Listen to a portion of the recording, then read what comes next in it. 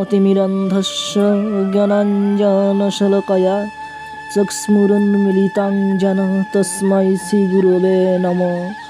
नमो विष्णुपादाय कृष्णप्रेष्ठाय भूतले श्रीमते भक्तिवेदान्त स्वामिनीति नामिने। नमस्ते सरस्वती देवे गौरवाणी प्रचारिणे निर्विशेष शून्यवादी पाश्चात्य देशतारिणे। जय শিল প্রভুপাদ, জয় গুরুদেব। হরে কৃষ্ণ ভক্তবৃন্দ, আমাদের মনে প্রত্যেকেরই একটি প্রশ্ন সবসময় ঘোরাফেরা করে যে ভগবানের প্রিয় ভক্ত কে, কিন্তু আমরা সে সম্পর্কে জানি না। কিন্তু ভগবান শ্রীকৃষ্ণ স্বয়ং বলেছেন যে আমার প্রিয় ভক্ত কে। তিনি গীতায় ভক্তিযোগে বলেছেন, যার থেকে কেউ উদ্বেগ প্রাপ্ত হয় না এবং যিনি কারো দ্বারা উদ্বেগ প্রাপ্ত হন না এবং যিনি হর্ষ, ক্রোধ ও ভয় ও উদ্বেগ থেকে মুক্ত, তিনি ভগবানের অত্যন্ত প্রিয়। ভক্তের আরও কয়েকটি গুণের কথা এখানে বর্ণনা করা হয়েছে। ভক্ত কখনো কারো দুঃখ, উৎকণ্ঠা, ভয় অথবা অসন্তোষের কারণ হয় না। যেহেতু ভক্ত সকলের প্রতি কৃপাপরায়ণ, তাই তিনি কখনোই এমন কোনো কাজ করেন না যার ফলে কারো উদ্বেগের সৃষ্টি হতে পারে। তেমনই কেউ যদি ভক্তকে উৎকণ্ঠিত করতে চায়, তাতে তিনি কোনো মতেই বিচলিত হন না।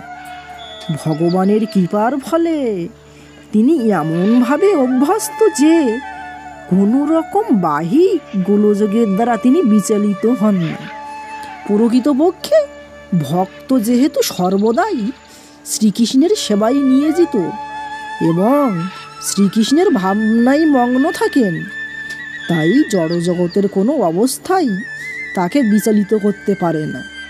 বৈশ্বিক মানুষ সাধারণত ইন্দ্রিয় সুখ ও দেহ সুখের সম্ভাবনায় অত্যন্ত আনন্দিত হন, কিন্তু তিনি যখন দেখেন যে অন্যের কাছে ইন্দ্রিয় সুখ ভোগের এমন সমস্ত সামগ্রী রয়েছে তা তার কাছে নেই, তখন তিনি খুব বিমর্ষ হন এবং পরশ্রীকাতর হয়ে ওঠেন।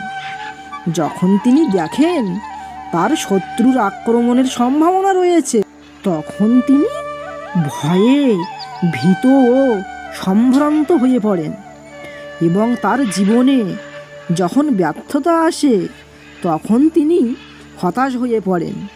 কিন্তু কৃষ্ণ ভক্ত সর্বদাই এই সমস্ত উপদ্রব থেকে মুক্ত, তাই তিনি ভগবান শ্রীকৃষ্ণের অত্যন্ত প্রিয়।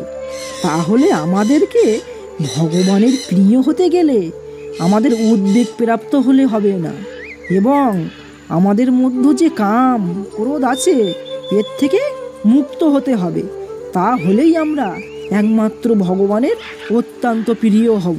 তাহলে ভক্তবৃন্দ, আপনারা এইগুলি আপনাদের জীবনে প্রয়োগ করার চেষ্টা করুন এবং গীতার উপদেশ অনুযায়ী প্রতিদিন সেই রকম চলার চেষ্টা করুন। তাহলেই একমাত্র আমরা ভগবানের প্রিয় ভক্ত হতে পারবো।